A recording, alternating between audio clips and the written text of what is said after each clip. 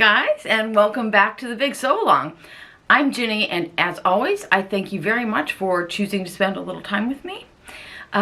This week we are primarily talking about leggings, but before I get to that, Kim left a request in the comments last week to see a picture of the Givens Juliette pants alongside the Burda pants that I referenced at the end of that video for comparison. I apologize to all of you. I really should have included that in last week's video. I'm pretty sure I was just being lazy and didn't want to put those pants on. So anyway, I've done it for you today, and here you go. Juliette and the Burda pants. I apologize. I know it's hard to see these Burda pants. They're in solid black. This is the only pair I have right now, but I will make another pair and be sure to show those to you guys when they're finished. The Burda pants do not have the side panel, so they're just a front and a back. They obviously don't have those fabulous Tina Givens pockets, but they do have inseam pockets. My biggest, the thing I like the most about the Burda pant is actually the drape of the crotch, both on the front and the back. And again, that could also be partly because of the fabric. The fabric for the Burda pants is a wool blend. Okay, so now let's talk about our leggings. This week I test drove two legging patterns, the Avery leggings from Helen's Closet and the Clara leggings from Jalie. Those were both recommendations from you guys. I'm going to do this in 3 sections. So first let's just talk about the patterns, and then I'll show you some pictures, and then we'll get into fabrics. And I will put timestamps below for anybody who needs them. So the biggest difference between this is that the Jalie pattern is cut on the fold. The center front is cut on the fold, so you do not have a center front seam line, if that's important to you. The Helen's Closet Avery leggings are cut in 2 separate pieces, so you do have a center front seam. They both have a crotch gusset. Neither of them has a side seam. The Helen's Closet has a 2-piece waistband, whereas the Jalie is a 1-piece waistband. For all of these leggings, and I made 6 pairs, the first 4 I made no alterations to at all. I cut them straight out of the package. The Jalie leggings I cut a size V like Victor, and the Helen's Closet I cut a size 12 to 14. I was pretty happy with both of those. I will say, it says in the pattern that the Helen's Closet leggings are an extra high waist, and they are indeed an extra high waist. I will probably cut the waist down an inch for me, but I am also very high-waisted and very short-waisted. They both have options for a lower waistband for anybody who needs them. They also have options for regular length and cropped length. The Jalie leggings also come as a short. The Jalie leggings is a pattern that goes from child sizes all the way up to adult sizes. I want to say there are 20-some sizes in that pattern, so if you feel like you would be making these for a variety of people, that would be a good option. The Avery leggings also come in a good size range, but they don't include children. Both of these pants I shortened by 4 inches. I actually think the Helen's Closet pants, I just cut the cropped version, and it's like a full length on me. The Jalie cropped version, it only hits like mid-calf, so I just shortened the full length. I shortened 4 inches. I eventually, after the first 4, I decided that I would like these to be a little less snug. Not loose by any means, and I should have looked this up, you guys. I can't remember. I want to say that both of these patterns have about 6 inches of negative ease, somewhere between 4 and 6 inches of negative ease. So they're tight. I just wanted them to be a little less tight. The waistbands seemed fine on me, as in not tight at all. So I'll show you a picture here. I cut both of them apart, top to bottom, right down the center, and I added a 1/2 inch. On the Helen's Closet leggings, I then skimmed a 1/4 inch off just at the top of the center front and the top of the center back, and I quickly drew that back into nothing before you get to the crotch curve. The Jalie patterns do not have, the Jalie pattern doesn't have a front crotch seam, so I just skimmed the whole 1/2 inch off the back, and again, I tapered it into the regular seam line before you get to the crotch. Did I say these both have a crotch gusset? I had no issues sewing the gusset. I was a little afraid of that at the beginning, but I have to tell you, it was super easy. I sewed all of my leggings primarily on my serger, with the exception of the elastic in the waistband and the hems, which I sewed with the sewing machine on a zigzag stitch. You do not need to have a serger to sew these, however. And although both instructions are very good, if you are going to sew them without a serger and you haven't sewn something like this before, I would recommend going with the Helen's Closet Avery, because I feel like she had a lot of good tips for sewing these knits on your regular sewing machine. They both call for fabric that is 60 to 70% stretch. We will get into that in just a minute. Let's see if I have anything else to say about these leggings. I added that 1/2 inch and I was really happy with the way they came out. They are still, you'll see in the pictures in a minute, they're still plenty tight. They're not falling off by any means. They are just a little bit less tight and, for me, a little more comfortable. I wear my leggings exclusively as tights during the fall and winter, so I want them to be, I want them to fit and not fall down, but I also want them to be comfortable because I'm wearing them under other things. Okay. I think I said already I had no issues with the instructions on either one. I will say the Helen's Closet pattern holds your hand a little more if you feel like you need that. Next, let's take a look at some of these pictures. The first one, where did I put my phone? Always laying it somewhere.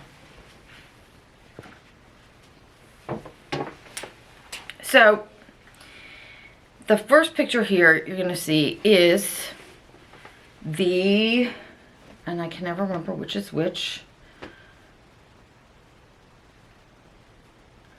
This first pair is the Avery leggings, the Helen's Closet Avery leggings, and these are in a rayon spandex knit. And I'm being very brave here and showing you guys a picture of front and back and a bunch of fabrics that I'm not sure why I even owned, so no judgments. I'll do all that judging myself. So the next pair is also in a rayon spandex. This one is the Jalie pattern. Then the third pair is why I do not have cocktails before I buy fabric. This is a cotton spandex. And it is, I should say, those, I don't know what the spandex content is on the rayon fabrics. This has just been in my stash forever and I'm not really sure. This cotton fabric, I am pretty sure, has 5% spandex. And this is again, the Helen's Closet leggings. This next one has a higher content of spandex. This is the Jalie leggings, and these are in a nylon spandex, and again, I'm not 100% sure, but I think it's about 10% spandex. So for the last ones, these are the ones that are after my adjustments, after I added that 1/2 inch, and you can see they fit me perfectly fine. I could absolutely I can even add another 1/2 inch and they would be perfectly fine. Alternatively, if you think you're going to want your pants to be a little bit looser or not quite so tight, you could always go up a size. In the Jalie, you could even go up 2 sizes. In Helen's Closet, the size bands are a little bit wider, so I would just go up 1 size. Okay, so these red leggings, these are the Helen's Closet leggings, the Avery leggings. And I did not do anything to this waistband, although you can see it is quite high, and I will probably have to reduce that by about 1 inch. But this is with the extra 1/2 inch added in, and they're very comfortable. I really like them. This fabric is, I believe, I don't know if I already said this, I think this spandex is a 5% spandex, 95% cotton, and this fabric is from Stone Mountain & Daughter, a recent purchase, but I believe they still have some and it's on sale. The last pair I have for you is the Jalie leggings. This is also after the 1/2 inch added. This fabric is, again, 5% spandex and 95% cotton. This fabric is from Emma One Sock. I love this fabric. I will say it's a little bit pricey for cotton spandex for some of us. However, if you like bold prints like this, then Emma One Sock is the place to go. We'll talk about that again in a minute. Okay, so what else do I have to tell you about this fabric? You can use any fabric you want with spandex in it. I do not recommend using a solid cotton jersey or a nylon jersey or a wool jersey or anything like that, because even though you may be able to get the stretch, you would probably have to go up a size or 2 in order to do that. But even if you could get the stretch, you wouldn't get the recovery. So those of you who are old enough to remember tights before spandex will remember that your knees looked like elephants before like an hour was up. And that's what's going to happen if you use if you use a fabric without spandex.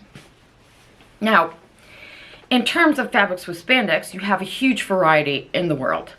You want to shoot for something, in this case, I think the Jalie leggings call for 60% stretch. The Avery leggings call for 70% stretch. I'm going to show you a couple of pictures here. The Helen's Closet pattern, actually they both include a stretch gauge, but you can see here, and this is from the Helen's Closet stretch gauge, that I'm testing to see that my fabric stretches from 5 inches to at least 7.5 inches. Now, I think if it stretched just 7 inches, that's 60%. Anyways, there's a guide in there. And you want to do it for both the width and the length of the fabric, which brings me to another point.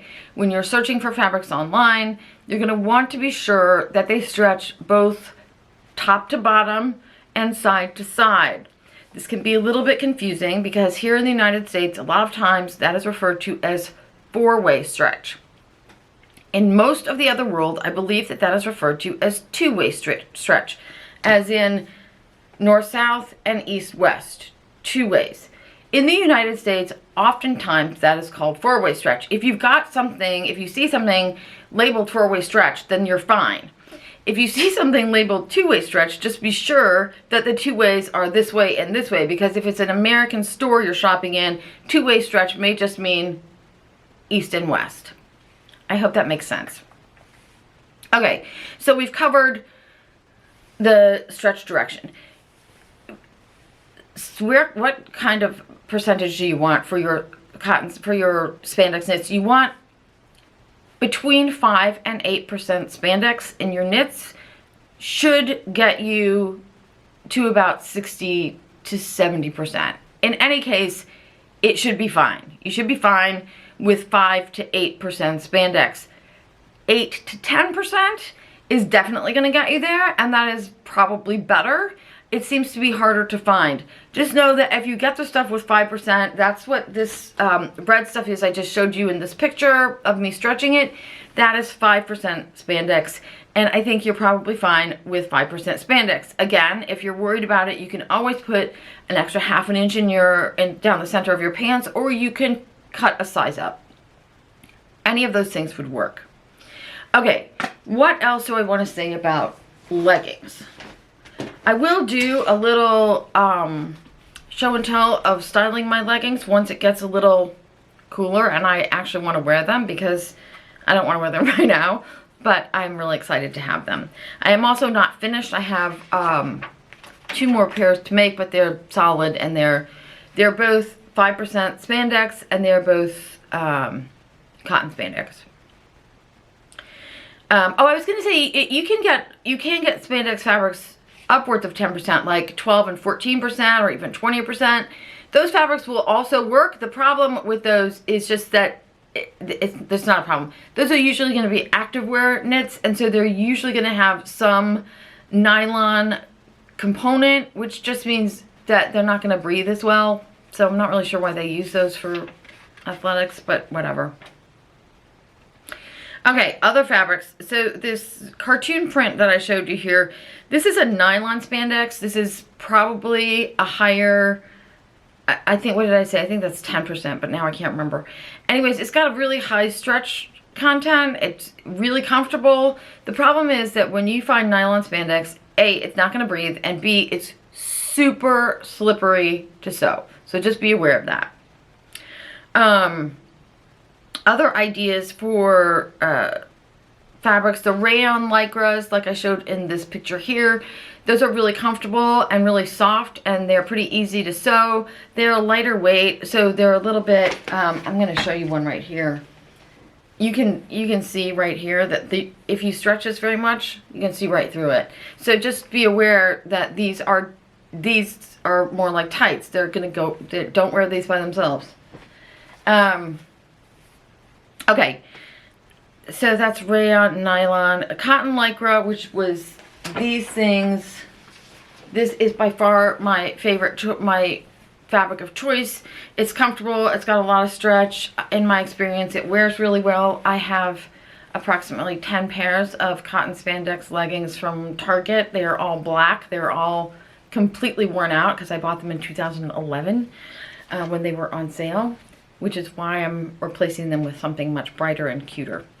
Other options, the stretch mesh could be really cool. Stretch lace could be really cool. And also stretch velvet or velour. Again, with all those fabrics, just check your spandex component.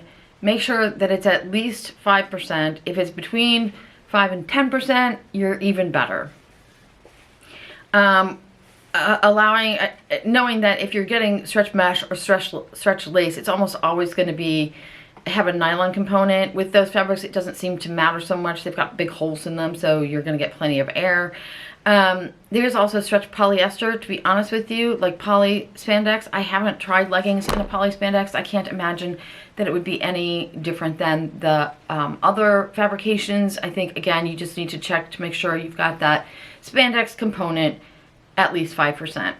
Anywhere between 5 and 10, and you are good to go. And again, you need to be sure that you've got both top to bottom stretch and side to side stretch. I can't stress that enough. Okay, where would I find these fabrics? Well, I told you this one here, this fabulous fabric is from Emma Wonsock. It is one of her Dutch digital prints. I checked her website just before I made this video, and she does not have a lot of them right now. But if you like bold, beautiful prints like this for anything, you definitely want to get on her email list so you know when they come in, because I have made several things in these prints now, and I can honestly say they're my favorite fabrics. They're so beautiful. She also has Dutch cotton spandex solids, one of which will be my next pair of leggings. They are also very nice fabrics. They're, again, a little more expensive than some, but I really do love them. They're really beautiful. Okay, this print fabric here, I believe this is an Alexander Henry fabric. You can also get Art Gallery, I think, has some really nice cotton, like organic cotton spandex that I have purchased at Stone Mountain & Daughter. They always have a really good selection. Any fabric store you're going shopping at online, you just want to go to the section that says knits and jerseys. You are looking for a stretch jersey. You could probably do a double knit, like a Ponte or a Scuba, but I've never tried it, so I can't recommend that. Also, under those jerseys, you're going to find your rayon, or sometimes this is called bamboo spandex. Those will all be under jerseys, and you can find those in any fabric store. Just, again, be sure to check the information. If they don't have the amount of spandex in there, then I would just avoid it. I feel like that's a risk, unless you want to use, unless you know you can use it for something else. Okay, so that was Stone Mountain and Emma Wonsock. Those are my go-tos for all fabrics. There is also a place called Spandex World, spandexworld.com, where you can find all sorts of spandex. They have some prints. They have a ton of solids. They have activewear, they have mesh, they have lace. They do have some cottons, although not very many.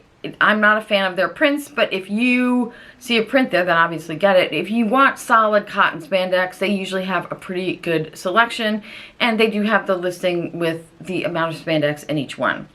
I'll leave links to all these things below. I have also had good luck finding cotton, no, not cotton, rayon spandex at Fabric Mart, and Fabric Mart, I'm sure you will know, has sales on the regular basis, and it's always, if you want to try a pair as a muslin, I recommend checking them when they're having a sale, because then you're not wasting a huge amount of fabric and you're also not wasting a huge amount of money. And in my opinion, you do want to make a muslin, just one.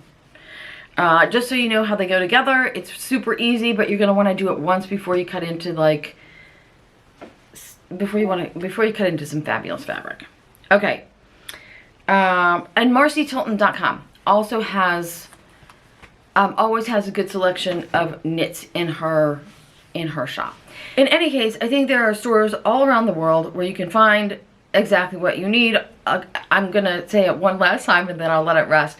You're looking for jersey, so it's gonna be in the knits, and you're looking for 5 to 10% spandex, and you're looking for a fabric that stretches top to bottom and side to side.